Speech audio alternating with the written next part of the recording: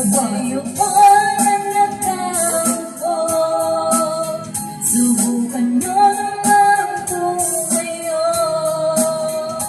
At baka matanaw ninyo ang tunay na kalagayan ko.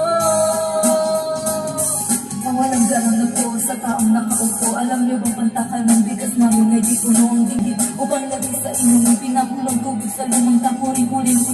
Gamit ang panggatang na inanod lamang sa estero na nagsisila sa amagi amin ba ang aking inay na nagagamit lang ang pag-aking may sinisweldo. Pero kulang na kulang pa rin, kulang ang sayat asin ang 50 pesos sa maghamay magkakasyahin. Ang maraming harang o mataas na mga bakod o nagbubulag-bulaga lamang po tayo. Kahit sa dami ng pera niyo, walang doktor o makapagpapalino ng masinyo. Kaya huwag kang masyadong halata.